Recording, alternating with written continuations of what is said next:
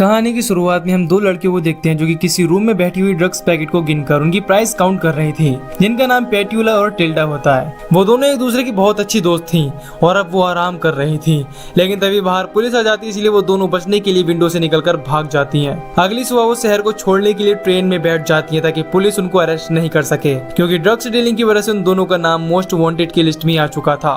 Train के अंदर पेट्यूला अपने वॉशरूम में जाती है, जहाँ पर वो अपने बॉस को कॉल करती है और बताती है कि लास्ट नाइट उन पर पुलिस अटैक हो गया था, जिसकी वजह से उनका सारा माल वहीं पर छूट गया, जो कि लगभग $80,000 के आसपास का था। वो बात कर ही रही होती है कि तभी बाहर से कोई जोर जोर से दरवाजा पीटता है। जब वो दरवाजा खोलती तो वो टीसी होता है, जो कि उसे टिकट बताने के लिए कहता है, लेकिन उसके पास टिकट नहीं थी, इसीलिए वो टीसी को अंदर खींचकर उसके साथ अपनी तरीके से डील कर लेती है। अब वो दोनों सड़क पर जा ही रही होती है कि पास ही में बैठा एक भिखारी उन्हें डायन कहकर गाली देता है, लेकिन हम ये समझ नहीं पाते कि वो ऐसा क्यों कह रहा है। तभी उनके फ्रेंड कोको का कॉल आता है, जिसके थ्रू उन्हें पता चलता है कि अब उनके पास 48 घंटे बचे हैं अपने बॉस को उन ड्रग्स के पैसे चुकाने के लिए, क्योंकि वो उन पैकेट्स को उधार में लाई थी। दरअसल वो दोनों अब अपने बचपन की एक फ्रेंड के घर जा रही थी, जिसका नाम डेफनी होता है। उसी वक्त बैकग्राउंड में हमें उनकी बचपन की स्टोरी पता चलती है। दरअसल जब वो तीनों छोटी थी तो उनमें काफी गहरी दोस्ती थी, इसीलिए अक्सर वो कई सारे गेम खेला करती थी, और उन्हीं में से एक गेम का नाम होता है डॉक्टर डॉक्टर। उस गेम को खेलने के लिए 3 रूल होते हैं। पहला कि हर एक उस गेम को दिलचस्पी के साथ खेलेगा, दूसरा कोई भी बाहरी व्यक्ति गेम में पार्टिसिपेट नहीं करेगा, और आखिरी होता है कि कोई भी गेम को बीच में नहीं छोड़ेगा। अब वो दोनों जिस घर में जा रही थी उस बड़ी हवेली में उसकी फ्रेंड डेफनी अकेली रहती थी, और अगर एक बार टिल्डा और पेट्यूला उस घर में चली जाती तो वो उसी गेम के रूल नंबर 3 की तरह उसे लीव नहीं कर सकती थी।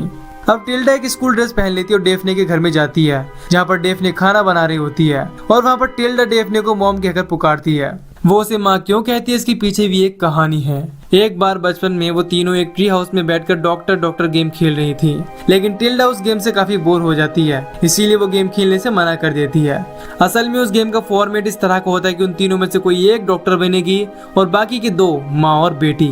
उस गेम में डेफनी मदर का और पेट्यूला डॉक्टर का रोल रखती है, मगर टिल्डा को अपना कैरेक्टर पसंद नहीं आता, क्योंकि वो डेफनी को अपनी मॉम के रोल में पसंद नहीं करती, और इसी वजह से इन दोनों में झगड़ा हो जाता है, जिस झगड़े में डेफनी ट्री हाउस से नीचे गिरकर बेहोश हो जाती है। हॉस्पिटल ले जाने पर डॉक्टर्स कहते हैं कि इसे दिमाग में गहरी चोट आई है, जिसकी वजह से हो सकता है कि इसके दिमाग सही से काम ना करे।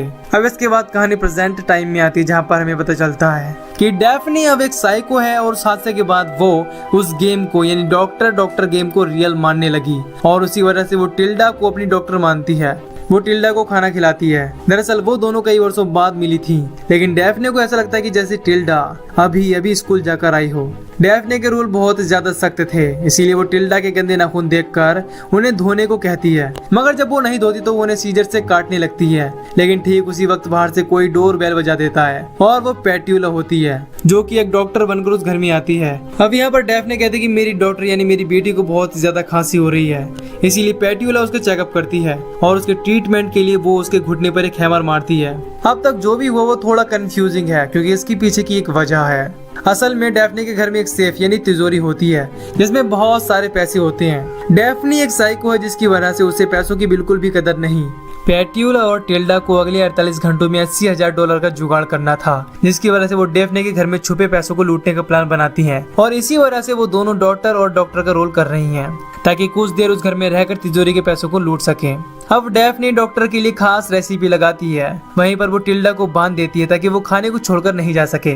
अब उनके पास 41 घंटे बचे थे, और डेफनी डॉक्टर से कहती है कि तुम काफी थक गई होगी, इसीलिए मैं तुम्हें अपना रूम दिखा देती हूँ, जहाँ पर पेट्यूला आराम करने के लिए सो जाती है। लेकिन मिडनाइट में कोई उसके रूम की कुंडी को घुमाता है। पेट्यूला सोचती है कि वो टिल्डा है, इसीलिए वो उठकर बाहर जाती है, जहाँ पर उसे डेफनी मिलती है, और वो पेट्यूला से कहते कि मुझे अकेले नींद नहीं आ रही और तुम्हारे पास सेफ फील करती हूँ, और ये कहकर वो पेट्यूला को किस करने लगती है। असल में डेफने ने ही पेट्यूला को अपने पास बुलाने के लिए दरवाजे को नॉक किया था। अगली सुबह टिल्डा मेल बॉक्स के पास अपना फोन चेक कर रही होती है, उसी वक्त वहाँ पर पेट्यूला आ जाती है। टिल्डा उसे वहाँ से चलने के लिए कहती है, क्योंकि वो इस साइको के आगे रहकर परेशान हो चुकी है, और उसे ये भी लगता है कि डेफने ने अपने सारे पैसे किसी बैंक में डाल दिए हैं। मगर पेट्यूला कहती है कि हमें थोड़ी और कोशिश करनी चाहिए, क्या पता हमें वो तिजोरी मिल जाए।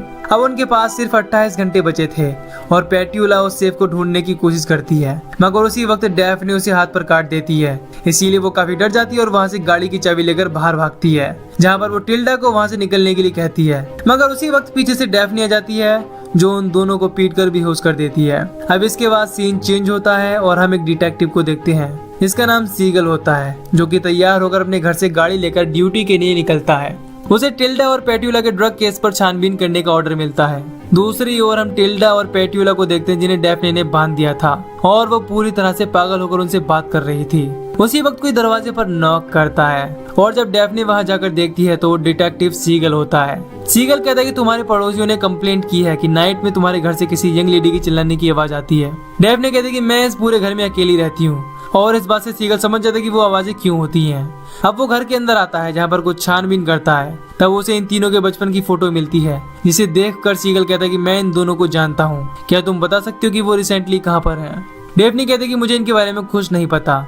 अब असल में सीगल उन तीनों को इसीलिए जानता है क्योंकि बचपन में हुए उस एक्सीडेंट में सीगल ने ही उन दोनों से पूछताछ की थी और वो उनकी दोस्ती को भी बहुत अच्छी तरह से जानता था। इसीलिए सीगल डैफ्ने से एक बार फिर पूछता है क्योंकि उसे अभी भी शक होता है कि वो दोनों इसी घर में हैं, लेकिन वो गुस्सा हो जाती है जिसकी वजह से वो सीगल से उसकी मिसिंग रिपोर्ट के बारे में बोल देती है। इससे सीगल को पूरा भरोसा हो जाता है कि वो दोनों इसी घर में हैं। ठीक उसी वक्त उसे ऊपर से कुछ आवाज सुनाई देती है और वो ऊपर जाने लगता है, लेकिन डैफ्ने उससे अपना सर्च वारंट दिखाने के लिए कहती है। ऑफिशियली उसके पास कोई वारंट नहीं था, इसीलिए वो वहाँ से चला जाता है, लेकिन जाते वक्त वो ये कहता है कि अगर वो दोनों इस घर में हैं तो मैं बहुत जल्द एक वारंट के साथ वापस लौटूंगा क्योंकि उन दोनों का नाम अब मोस्ट वांटेड में है। ये सुनकर डैफ्ने वहाँ से ऊपर जाती है और एक रूम की सभी खिड़की ब्लॉक कर देती है ताकि वो उन दोनों को पुलिस से सिक्योर कर सके। दूसरी तरफ वो दोनों अपने आप को फ्री कर लेती हैं, इसीलिए फिर से तिजोरी ढूंढने लगती हैं। रात में डैफ्ने उन दोनों के लिए खाना लगा देती है, जहाँ पर वो पेट्यूला को बताती कि मुझे पता है कि तुम यहाँ पर क्यों आई हो। इस हवेली के हॉल में तुम्हें कुछ संकेतों को ध्यान में रखते हुए आगे बढ़ना होगा।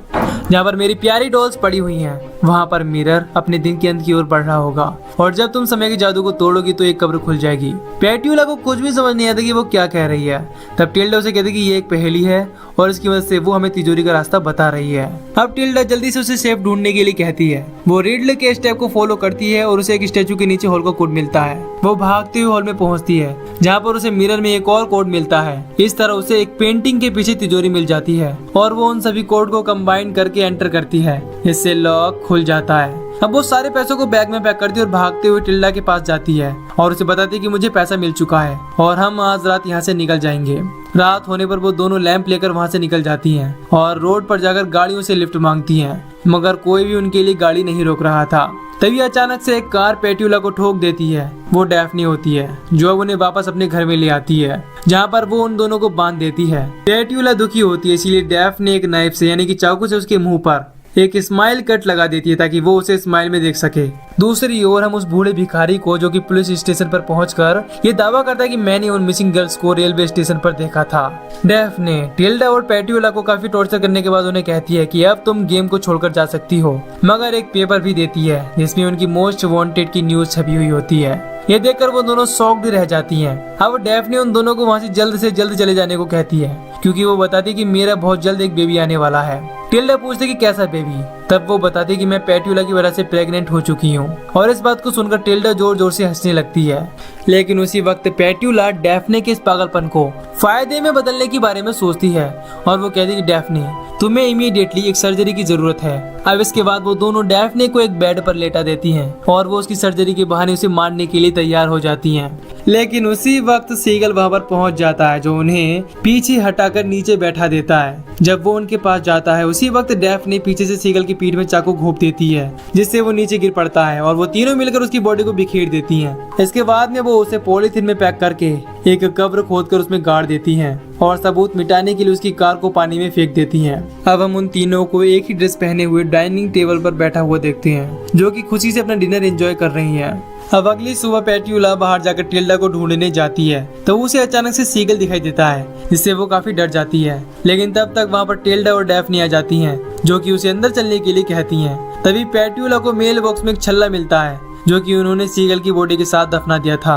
ये देखकर वो कब्र को खोदती है मगर उसे वहाँ पर सीगल की बॉडी नहीं मिलती, इसीलिए वो काफी परेशान हो जाती हैं और भागते हुए हवेली के अंदर जाती हैं जहाँ पर उसे बेड के नीचे काफी पुरानी डायरी मिलती है जिसमें उसे ड्रग केस और सीगल की मौत के बारे में पहले से लिखा हुआ था।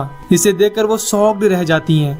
तभी वहाँ पर डैफ्नी आती है जो उसे बताती है कि यहाँ पर जो भी चल रहा है वो इस डायरी में बहुत पहले ही लिख चुका है। पेट्यूला को कुछ भी समझ नहीं आता कि यहाँ पर चल क्या रहा है। तब डैफ्नी उसे अपने हाथ देखने के लिए कहती है और जब वो अपने हाथ को देखती है तो उस बार बहुत सारे बाइट होते हैं और डैफ्नी कहती है कि तुम्हारे हाथ पर जितने कट्स हैं उतनी ही बार तुम यहाँ पर आ चुकी हो। अब हमें यहाँ पर पता चलता है कि असल में डैफ्नी, टिल्डा और पेट्यूला तीनों ही साइको हैं और ये जो भी सब कुछ हुआ है वो एक गेम का हिस्सा है और लगातार कई सालों से ये गेम इस सुनसान हवेली में चलता आ रहा है। तिजोरी ढूंढते वक्त जो कट पेट्यूला की आर्म पर लगा था वो उसका पहला राउंड था और बार बार ये सेम राउंड ही चल रहा था। इसीलिए ही पेट्यूला को कवर में सीगल की बॉडी नहीं मिलती क्योंकि असल दुनिया में सीगल है ही नहीं। वो बस एक क्राइम वर्ल्ड से लिया गया काल्पनिक नाम है और ना ही वो ट्रेन होती है और ना ही सीगल की गाड़ी। उस भिखारी और बड़ी हवेली समेत सब कुछ एक खिलौने का संसार होता है जो इन तीनों पागल लड़कियों ने मिलकर बनाया है। असल में वो तीनों एक कपड़े के बनाए हुए टेंट में बैठी हुई हैं। ये जो भी हुआ था सब कुछ इस टेंट में ही हुआ था क्योंकि उनके अकॉर्डिंग बाहर की दुनिया बेकार है और अब वो तीनों एक साथ नहाकर अलग अलग तरीके से सुसाइड कर लेती हैं। और आखिर में हम फिर से एक ओल्ड लेडी को देखते हैं जो कि डैफ्नी होती है और बाहर से टिल्डा स्कूल से वापस आती है जैसा कि हमने पहले देखा था, लेकिन अब वो बहुत ज्यादा बूढ़ी हो चुकी थी। इसका मतलब इस साइको गेम को चलते हुए उसकी पूरी उम्र बीत चुकी है और इस गेम में होने वाली हर एक एक्टिविटी काल्पनिक है और इसी के साथ ये मूवी यहीं पर खत्म हो जाती है। तो दोस्तों अगर आपको इस मूवी की एक्सप्लेनेशन पसंद आई हो तो वीडियो को लाइक और चैनल को सब्सक्राइब कर दीजिए। बाकी मैं मिलूंगा आपसे न्यू वीडियो में। Till then take care, love you, bye bye.